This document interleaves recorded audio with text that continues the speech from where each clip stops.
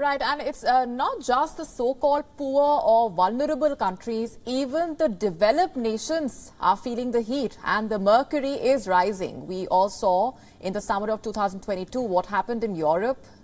These were, in a way, unreal scenes which Europeans have not seen, in fact, in their lifetime in some cases. The erratic weather becoming the norm, keeping on breaking the previous records as well. In the UK, a heat wave swept across parts of the UK with temperatures soaring to 40 degrees Celsius. In many parts of the world, in fact, this would be no big deal. 40 degrees is the average summer temperature for some countries. For the UK, it's not.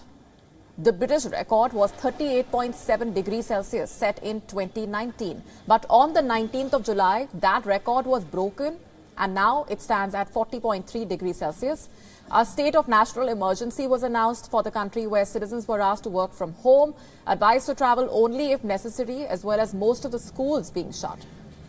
Meanwhile, in Spain, wildfires wreaked havoc in the country. The fire in Avila province forced hundreds of people to flee their homes. This comes as parts of the country sweltered under soaring temperatures, while more than 500 firefighters were trying to tackle the blaze with the help of a specialized aircraft.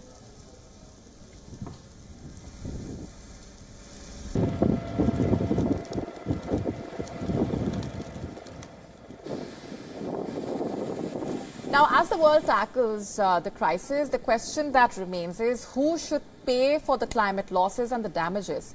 As by 2030, vulnerable countries are likely to face $290 to $580 billion in annual climate residual damages. And by 2050, the total cost of loss and damage could rise to $1 to $1.8 trillion.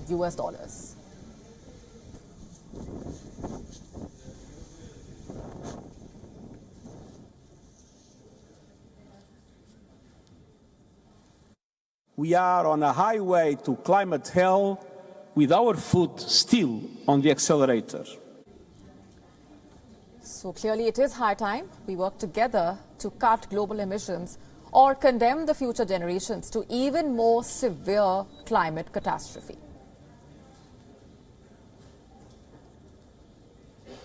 And going back across to Robbie Redder, who's been sharing his perspectives and inputs. Robbie, as we were discussing earlier, should rich countries compensate the vulnerable countries? And if yes, to what extent?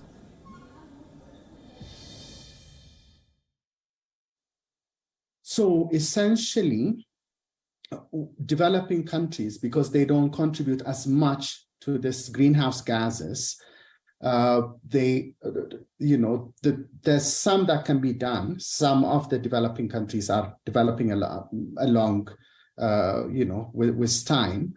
So there is, reduction of greenhouse gas in developing countries is becoming important.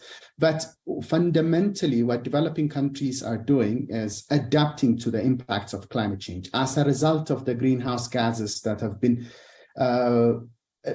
that's predominantly emitted through the development undertakings of the developed world.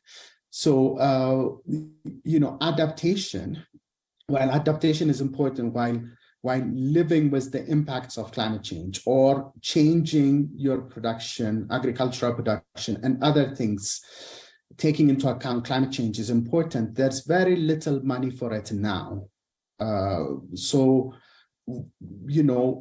There is a need for the global financing that supports adaptation action in developing countries. So that's an important element, and that should be available to developing countries. International climate change funds like the Green Climate Fund were supposed to be capitalized at a scale of $100 billion. That's not available.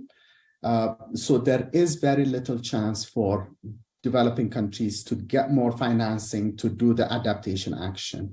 The second important thing here is, even while adapting, there will be loss and damages. That's another discussion that's ongoing in Egypt, for instance, that despite how much you try to adapt to climate change, you'll not be able to. So there is the residual, there is impacts that will result in anyways, regardless of how much you try to, how much you try to address climate change.